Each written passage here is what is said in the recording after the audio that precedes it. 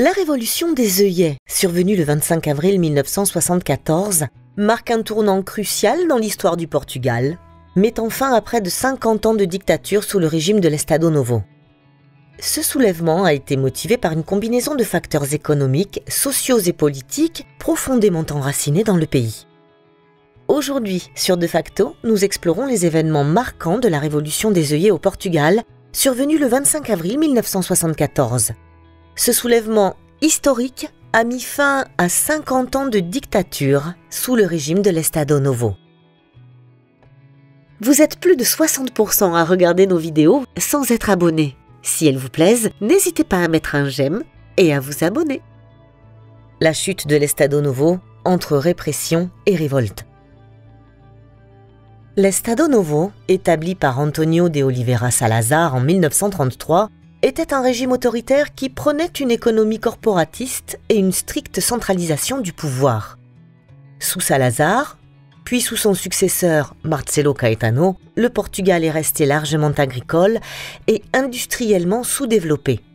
Les inégalités sociales étaient marquées, avec une grande partie de la population vivant dans la pauvreté, tandis qu'une élite restreinte contrôlait les principales ressources économiques.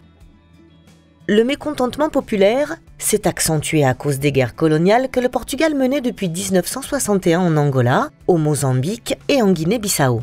Ces guerres ont non seulement épuisé les ressources économiques du pays, mais elles ont aussi exigé une mobilisation massive des jeunes hommes pour le service militaire obligatoire. Environ 150 000 soldats portugais étaient déployés dans les colonies et les pertes humaines et matérielles étaient lourdes. Les coûts de ces guerres représentaient environ 40% du budget national, ce qui contribuait à une situation économique de plus en plus insoutenable. Le régime de l'Estado Novo était également marqué par une répression sévère des libertés civiles et politiques.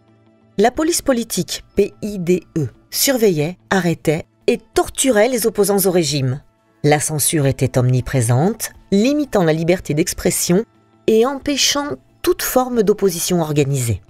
Cette répression a créé un climat de peur et de méfiance, mais elle a aussi alimenté un désir croissant de changement parmi les intellectuels, les étudiants et les classes ouvrières. Le mouvement des forces armées, MFA, composé principalement d'officiers de rang moyen et inférieur, a commencé à s'organiser secrètement au début des années 1970. Ces officiers, souvent issus de milieux modestes et confrontés aux réalités brutales de la guerre coloniale, étaient de plus en plus critiques à l'égard du régime. Le MFA a élaboré un plan pour renverser le gouvernement inspiré par des idéaux démocratiques et progressistes. Ce mouvement a rapidement gagné le soutien de divers secteurs de la société portugaise, tous unis dans leur désir de mettre fin à des décennies de dictature. La révolution des œillets, chronique d'une journée historique. La révolution des œillets a commencé dans les premières heures du 25 avril 1974. Le plan du MFA pour le coup d'État, nommé Opération Fin de Régime, était minutieusement préparé. Les signaux déclencheurs étaient des chansons diffusées à la radio. La première, diffusée à 22h55 le 24 avril, était « E depois do adeus » de Paulo de Carvalho, marquant le début de l'opération. La deuxième, Grandola Villa Morena de Zeca Afonso, diffusée à 0h20 le 25 avril, signalait que toutes les unités militaires devaient se mettre en marche. À Lisbonne, les forces du MFA ont rapidement pris le contrôle de points stratégiques sans rencontrer de résistance significative. Les casernes militaires, les stations de radio et de télévision, ainsi que les bâtiments gouvernementaux ont été occupés. À 4h30 du matin, le MFA a diffusé un communiqué à la radio exhortant la population à rester chez elle pour éviter les violences. Malgré les appels à rester à l'intérieur, des milliers de personnes sont descendues dans les rues pour soutenir les révolutionnaires. Le moment le plus emblématique de la journée s'est produit lorsqu'une employée de restaurant, Céleste Cairo, a distribué des œillets rouges aux soldats. Ces derniers ont placé les fleurs sur les canons de leurs fusils, symbolisant le caractère pacifique de la révolution. Les œillets sont rapidement devenus le symbole de ce soulèvement, donnant son nom à la révolution des œillets. Le Premier ministre, Marcelo Caetano, s'est réfugié dans le quartier général de la Garde nationale républicaine, GNR, à Lisbonne. Après des négociations, il a accepté de se rendre à condition de transférer le pouvoir à un officier militaire de son choix.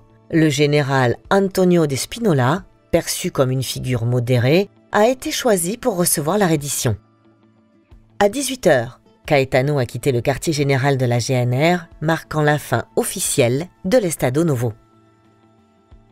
Immédiatement après la chute du régime, le MFA a formé une Junta de Salvação Nacional, Conseil de salut national, pour gouverner le pays temporairement. Le général Spinola a été nommé président provisoire et un gouvernement de transition a été formé, incluant des militaires et des civils. Ce gouvernement provisoire a rapidement aboli la censure, dissout la police politique, PIDE, et libéré les prisonniers politiques, ouvrant la voie à une transition démocratique. Une transition vers la démocratie. Les jours qui ont suivi la révolution des œillets ont été marqués par une intense agitation sociale et politique. Les premières mesures prises par le gouvernement provisoire ont eu des répercussions profondes sur le paysage politique portugais. La Junta de Salvação Nacional a immédiatement dissous toutes les institutions associées à l'ancien régime. La PIDE, responsable de nombreuses arrestations et tortures d'opposants politiques, a été officiellement dissoute. De même, la Légion portugaise et l'Action nationale populaire, des organisations paramilitaires et politiques du régime, ont été abolies. Ces actions ont été accueillies avec un immense soulagement par la population, marquant une rupture nette avec le passé. Une des premières décisions du nouveau gouvernement a été la libération de tous les prisonniers politiques. Des milliers de personnes emprisonnées pour leurs opinions et leurs activités contre le régime ont été libérées. Parallèlement, les chefs de partis politiques en exil, tels que Mário Soares du Parti socialiste et Álvaro Cunhal du Parti communiste, sont retournés triomphalement à Lisbonne. Leur retour a galvanisé les mouvements politiques et a marqué le début d'une nouvelle ère politique. Dans les jours et les semaines qui ont suivi la Révolution, de nombreux nouveaux partis politiques ont été formés, reflétant la diversité des opinions et des idéologies au sein de la société portugaise. Le Parti socialiste, PS, dirigé par Mário Soares, et le Parti communiste portugais, PCP, dirigé par Álvaro Cunhal, sont devenus des forces politiques majeures. D'autres partis, comme le Mouvement démocratique portugais, MDP, proche du PCP, le Mouvement de la gauche socialiste, MES, et le Parti populaire démocrate, PPD, ont également émergé. Le gouvernement provisoire a rapidement annoncé un programme de réformes politiques et économiques. L'une des premières mesures a été de décréter le 1er mai comme fête nationale, célébrant les droits des travailleurs. La Junta a également annoncé que les élections pour une assemblée constituante auraient lieu dans un délai d'1 an. Ces élections, prévues pour 1975, devaient permettre au peuple portugais de choisir librement ses représentants et de rédiger une nouvelle constitution, jetant ainsi les bases d'une démocratie stable et durable. La révolution des œillets a suscité des réactions variées à l'échelle internationale. Si certains gouvernements craignaient l'instabilité que pourrait engendrer un changement aussi radical, d'autres voyaient d'un bon œil la transition vers la démocratie. Le nouveau gouvernement portugais a rapidement reçu le soutien des démocraties occidentales, notamment des États-Unis et des pays européens, qui ont salué la fin de la dictature et la perspective d'une intégration future du Portugal dans les institutions européennes. En conclusion, pour cette première partie, les premiers jours de la Révolution des œillets ont été marqués par des changements politiques rapides et significatifs.